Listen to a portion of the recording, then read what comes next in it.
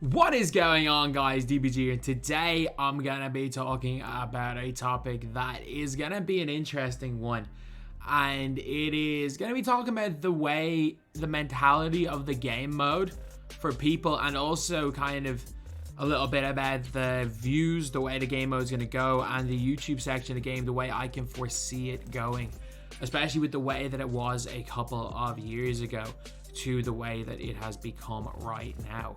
And I do think that a lot of the backlash towards endgame, I actually think is a reason why I think people's mentalities towards 2K have completely changed. And when I talked about comp yesterday, it'll touch a little bit on that again, but I'm going to be talking about how I feel like the game has completely kind of shifted in a bit of a weird direction. I'm not going to say it's in a bad direction. I'm not going to say it's this great thing that the game shifted, but I do think the game shifted. And let me explain why. So, there have been a couple of great shifts in terms of my team. The first great shift I will say was from NBA 2K15. I'm not going to be going over it, so I might as well make myself a little bigger. This is basically just a talking video. I might as well have the game in the background. So the NBA 2K15, when the auction house first came, in NBA 2K14, every single player in the game, apart from about 10, were cards that were on regular rosters or historic rosters. So basically, they were playing out cards. You could only build a team of playing out cards. At the start of NBA 2K15, the only cards that came out were the 450 NBA players, but it was their actual playing out rating. So we got a 98 overall LeBron day one, like a 95 overall KD day one. And in terms of you could complete a bunch of challenges, and you could get Sapphire. And Sapphire, by the way, gold, you get 98 golds. Sapphire just meant reward. Gold were just regular players. Ruby meant promo. Onyx meant Throwback Thursday, so the tiers didn't really matter in that sense. But basically, you would get a Sapphire Bob Pettit for completing challenges. The first time we had a whole set of challenges to go, and then there was an auction house for the first time ever, which was cool. Packs weren't that big a deal, but then we first got to Throwback Thursday. We were like, what's Throwback Thursday? So for example, we got young Manu Ginobili with hair. So Throwback Thursday used to matter, where it was you would get, say, for the 1970s Lakers, which was the only team with Wilt Chamberlain, you only got big boy Wilt build. But yet, when Throwback Thursday Wilt, it was him at his prime, you got the skinny Wilt build who was more mobile. So, Throwback Thursday cards were in the game. We got a lot, again, someone like a Luis Scola, his better card because he was kind of coming towards the end of his career, and it was a really cool concept. I think 2K15 is the auction house piece of the way. We also got promos, we got all these other things. It was really a kind of way we started looking at the game. And I think from 2K16 or 2K15 to 2K18, we kind of saw a very similar standpoint, where we had Throwback Thursday cards, promos in 2K15. 2K16, we had Throwback Thursday cards, promos, but we also got playoff moments, or we also got moments cards in NBA 2K16. We got Emerald cards in 2K15, which were I'm not even gonna say kind of most, upgraded cards, people are playing well in the season. And then 2K16, we also got dynamic ratings, but they scrapped that after a year because it didn't work. And then to NBA 2K17, we got a lot more moments, a lot of playoff moments and promos. Then 2K18, we got moments, playoff moments, promos. Locker code sprinkled in there for a couple of years, not there for a few years. But in terms of just in general, that's kind of what we did. And we got a lot of challenges for cards. Domination obviously got improved upon year after year. We got better cards. But from 2K15 to 2K18, we had basically the same concept. Just obviously with a little bit less realism, because we got 40, 99 overall cards in 2K18, which we all felt was kind of crazy. The first one was Harden, who came or Melo, who came was it? Might have been Harden, might have been Melo, I don't know. It came really early in the year. But it was say, in 2K17, it was June the 9th or something. Whenever Game 5 of those finals happened, was when 2K ended all content. Whereas, at that same time, 2K18, 2K started giving out a load 99 overalls for everybody. But funnily enough, that was the stage that 2K18 boomed. So there was a little bit of a shift going into 2K19. Where obviously they changed the tiers. They brought in triple threat. They made tokens a thing.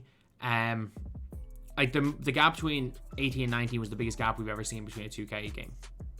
And the 250k tournament was a thing, which meant competitive MyTEAM kind of became a thing. People knew about it. Before that, most people played on ball, didn't really know. And then going into like NBA 2K20, it was an improvement to that. People were enjoying the game and wanted to get better at the game. Because 2K basically, the game was really accessible. At any stage you can come in, build a team, build a cheap team, go and compete. And I do actually think the game's a little more accessible now. But you would go and do that, and because more people were playing the game, if the competitive scene grew, people going for 250. As the year went on, like more and more competitions were happening, and the competitive scene started to grow. And when there's more competitive players, there's more people going to be wanting to be like the comp players, and then you're going to play against some guy and get hammered. You might try to get better at the game when there's more people that are really like caring about the game. You're going to always be trying to get better. And I think that kind of hit its...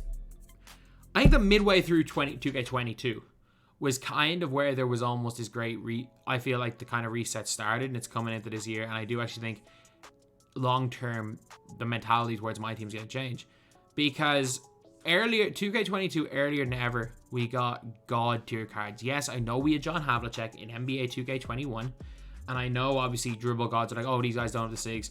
Let's be real, most people, the only dribble SIGs they use are quick and shifty. The vast majority of players, the only thing they use are quick and shifty. We had these god tier cards in January at Christmas. You could argue Kawhi was an elite tier player at Christmas. We had a lot of absolute god tier cards early, and I think they felt like the game almost fizzled out because the amount of people looking to get better at the game really stopped last year. Because a lot of people that realized that playing this game at a really high level isn't fun. It's not an enjoyable experience caring so much about winning and losing. That I used to see a lot of guys just running out there with troll squads. Whenever I play Unlimited, whenever I play Clutch Time, a lot of good players would just be running guys they liked.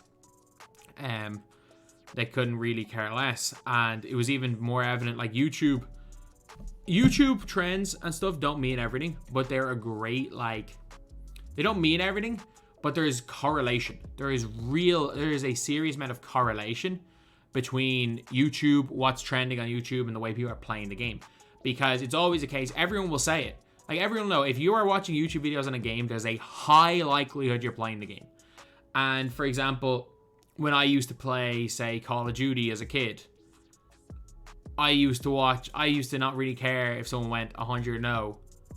But like, I used to watch guys like Woody's Gamer Tag, because they were kind of closer to my ability level. But if you look at, say, YouTube views, which again aren't a direct correlation, you look at the guys that boomed last year. It was like Kid Med, SP2K, Henry, Denver. These guys were doing like challenges. They were making the game mode entertaining. They were making things entertaining. So there's still an audience of people playing my team. But it seemed like that audience wanted to watch people kind of just make entertaining videos. While the audience for that drastically increased last year, the audience for learning about the game and learning about being good at the game drastically decreased. And a lot of people are just going to be like, oh, but it's like people all stopped caring. My budget videos did equally as well last year as they would have done in previous years. The issue was is that when likes of myself and Ty talked about good players, people kind of tuned out. People wanted to find out about budget players. People loved Spotlight Sims because it was free players. Oh, get this the Manute Bowl challenges. Most view video last year was the Manute Bowl challenge, how to go and beat that. Because a lot of people wanted to get Manute Bowl. So there are still a lot of people playing the mode. It's just the amount of people wanting to get good at the game mode is drastically smaller. So I think that there is a complete reset, because I actually think at this moment right now, no one really gives a damn about being that good at the game. And you might be saying, oh, I really care, but I mean, when I say nobody, I mean grand scheme of things, nobody. Because this game is incredibly frustrating to be good at. Like, when you are good at this game, when all you care about is winning or losing, using the best cards, when an animation doesn't go your way, you're going to get angry. When something does go your way, you're going to get angry. You're going to still be angry because you're still angry when something didn't go your way. This is an incredibly frustrating game to play when you're good at it. The more oblivious, and it's the exact same as FIFA, the more oblivious you guys are, the better, more fun it's going to be. Just a hypothetical situation is like, you'll see a video later with my Team Heart squad. Like, I'm not going to even show my full team. Like, this is what it was. I lose the game by like 40. it's 2 o'clock in the morning and I'm playing against a dude full core who had a Galaxy Opal and 4 more trophy cases, so he's about to get his second Galaxy Opal, who full core pressed me start to finish. I couldn't get past the halfway line, or not that I couldn't score the ball at times. He just ran around my David West and Daniel. But at the same time, I won the 4th quarter and I was happy about it. I can guarantee I had more fun in that game than that guy did. Even though, like, you will see half the video of me complaining, being like, it's 2 o'clock in the morning, you're up 40, why are you baiting lanes and full core pressing me like it's 250k? But it is what it is. We're seeing less and less players like that, and that's a really good thing, because you're seeing now, just need to make sure I'm in focus, you're seeing now, even like on Twitter, that like every creator is pushing the narrative of, it doesn't matter, you are going to have the most fun using players you like in this game. Whereas in other years, a lot of people were saying it was really hard to have fun without good players. And I do understand that. I do understand that logic. But there is skill-based matchmaking exists. Just a heads up, it exists. If you're going out there having fun with your guys, and you are playing against super sweats, and you're losing, eventually you're going to get matched up with guys your own level, using cards that they like. Or if you're playing against guys with good squads, they're not going to be good at the game. You're going to be playing against more guys at your level. So SBMM actually might be the most beneficial thing ever for the game mode, because you can just have fun with players, and eventually you're going to start getting matched with guys that are your level. Whether it's guys you are significantly better than at the game, but they have a significantly better squad, so overall the level's even, or guys with your squad at your level. Like, it is what it is. So I think in terms of the reset, it's not like the game's going to reset. I don't think much is going to happen. Like, everyone's like, oh, this game is going to cater too much to grinders. I don't think so. I think the day the trophy case is done, we go back to normal. We get cards for every single game mode. We get a lot more grinds when the casuals, when the Christmas Warriors start to come in, when a lot of the kids start to get the game used on sale. When those guys start to come into the game, yeah, that's when we get like a ramp up of content. But it's not about that. I think the cycle every year is very much the same. Views are down. Views normally pick up around Halloween. Views did not pick up around Halloween this year. They're still going down. They're still going down. Like, my team is at its lowest point. And I think so many people care about basketball. So many people care about card collecting game modes. So many people care about these type of modes that I think my team's at its lowest point now, but it's not like, oh, my team's dead. My team's dead. Like, I heard people argue, like, oh, is my team completely dead? And I think my team is dead in the way that it used to be. In the way that where an awful lot of us had kind of a mentality towards trying to be good, trying to learn about how to get better, trying to play the meta. I think that there's not enough to incentivize that. There's no competitive modes. You get points for loss and unlimited. There's not enough an incentive to be insanely good at this game. So I think that it's going to become less and less of a priority. And I think that it's the mentality that not only the player base is going to have, but the general MyTEAM community is going to have. Because I think a lot of the people that weren't like absolute super sweats that are still playing this game have just kind of accepted, you know what, I was a 70% win rate player last year. I'm probably going to be a 50% win rate player this year. And once you're just out here playing a game for fun, this is not actually a bad game. And I will stand by this. This is not a bad game if you are using players you're going to have fun. It's a flawed game. If you are just playing a video game like it's a video game, this is not a bad game. The issue is that it's a terrible game when you are trying to play this as a competitive experience. It's absolutely terrible. And for that reason, I think we see a lot of these competitive players starting to drop off. I think we see the attitude of a lot of things should be based around competitive players start to really, really take a step back. And I think we see almost like a reset. We see the mentality pushing more towards fun rather than competition, which I think is a huge, huge thing.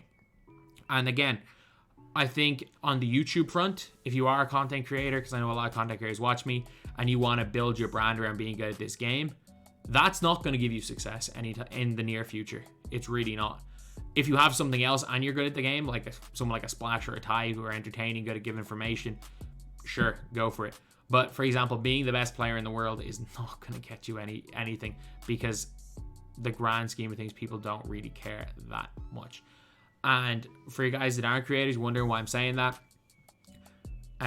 you're either someone that's kind of into the competitive scene, you're being like, you're wrong, or you're probably in the more majority being like, yeah, I've stopped really caring about being good and I'm having more fun, or you just quit entirely. So that is my take on this topic, because it's clear that YouTube views don't mean everything, and they don't, but there is general correlation between trends, between what goes well on YouTube and what the vast majority of the player base are thinking. Because looking at a Twitter poll isn't going to allow you to see the actual mindset of the general player base. Studying analytics on the game mode, looking at trends, looking at not only YouTube views, looking at, say, what's working on TikTok, what's working on all these other platforms. I know social media is not everything, but it's a great correlation. And that's kind of the way it is. The way MyTEAM was from 2K, realistically 2K19, 250, to massively hit its peak in 20 and 21 of people really caring about being good. I think those days are gone. I'm not going to lie. I think they're gone.